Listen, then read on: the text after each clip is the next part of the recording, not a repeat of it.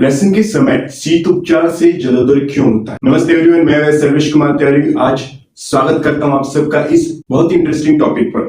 Video को अंत तक जरूर देखिए। आज हम एक ऐसे विषय पर चर्चा करेंगे जो पहली बार पढ़ने पर बहुत से बीएमएस विद्यार्थियों को इलॉजिकल लगता है। ग्रंथों में लिखा है लहसुन सेवन के समय अगर आप शीतोपचार करते हो तो जलोदर हो जाएगा। अब प्रश्न उठता है, क्या केवल लहसुन खाकर ठंडा पानी पीने से किसी व्यक्ति को असाइटिस हो जाएगा? और यदि ऐसा है तो फिर पिंपली, शुंठी, मरीच, ये जो ऐसे अन्य उष्ण द्रव्य है उनके साथ ऐसा क्यों नहीं लिखा है? और यही वो पॉइंट है जहां आयुर्वेद शाब्दिक नहीं, वो एक लॉजिकल, क्लिनिकल लॉजिकल थिंकिंग की जरूरत होती है। स्टेप 1, सबसे पहले रोग को नहीं द्रव्य को समझना हमें जरूरी होता है। किसी भी शास्त्रीय कथन को समझने से पहले हमें द्रव्य के गुण समझने होंगे। लहसुन केवल एक उष्ण द्रव्य नहीं है, आचार्य ने इसके गुण बताए हैं। तीक्ष्ण, उष्ण, सूक्ष्म, सर, दीपनीय, आम पाचक, स्रोतोशोधक। ध्यान दीजिए, इन 7 गुणों में सबसे जो महत्वपूर्ण गुण है वो है सूक्ष्म, सर, स्रोतो विशोधक।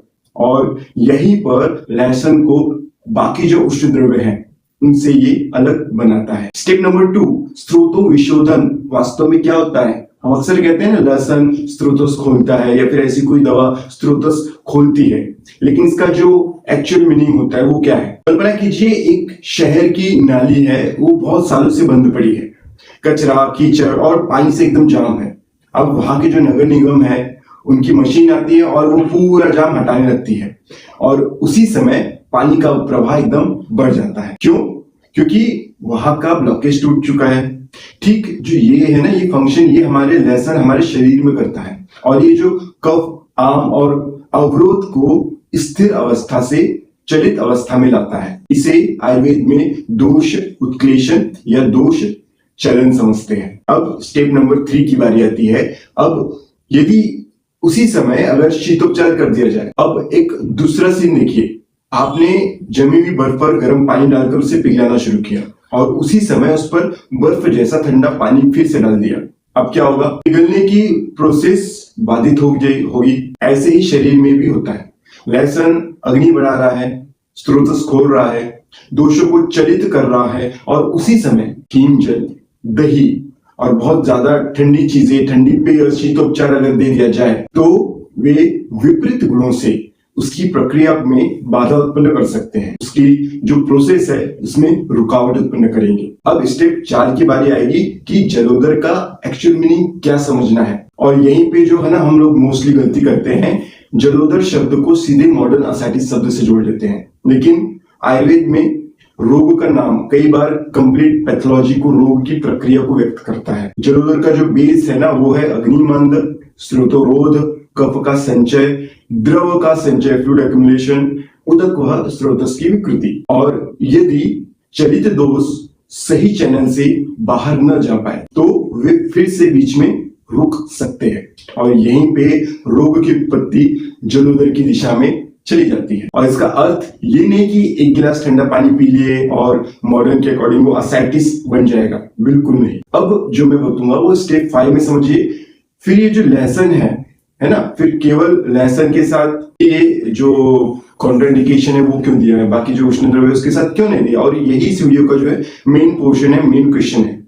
यही सबसे क्लिनिकल टाइप का क्वेश्चन है। यदि केवल उष्ण गुण कारण होता तो पिंपली, शुंठी, मरीच के साथ भी यही निषेध होना चाहिए था, लेकिन ऐसा नहीं है।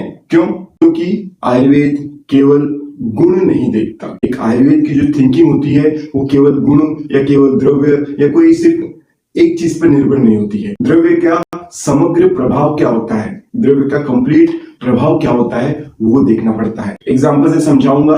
पिंपली ये मेनली अग्निदीपन और श्वसन संस्थान पर कार्य करती है। शुंठी आम पाचन है, वात कफ पर बहुत ज्यादा प्रभाव करती है।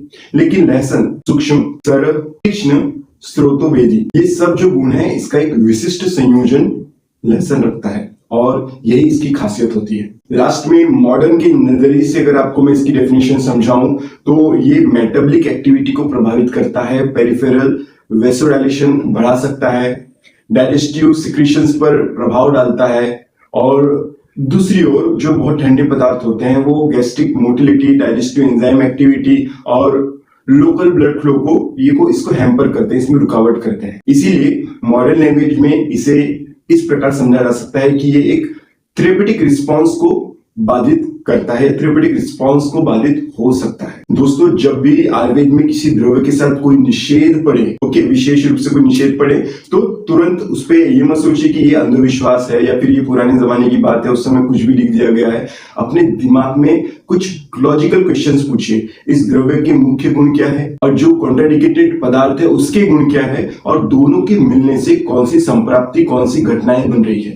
जिस दिन हम इन 3 प्रश्नों को पूछना और उसके लॉजिकल आंसर ढूंढना सीख जाएंगे ना, उस दिन से आयुर्वेद केवल आपको श्लोक नहीं लगेगा, एक संहिता आपको केवल किताब नहीं लगेगी, ये क्लिनिकल मेडिसिन बन जाएगा, क्लिनिकल आयुर्वेदा बन जाएगा, लॉजिकल थिंकिंग बन जाएगी, और लोगों तक आपको आयुर्वेद पहुंचाना है तो इसी तरीके की सोच रखकर आपको आयुर्वेद सीखना होगा, आयुर्वेद अपनाना होगा और आयुर्वेद को लोगों तक पहुंचाना होगा। Thank you.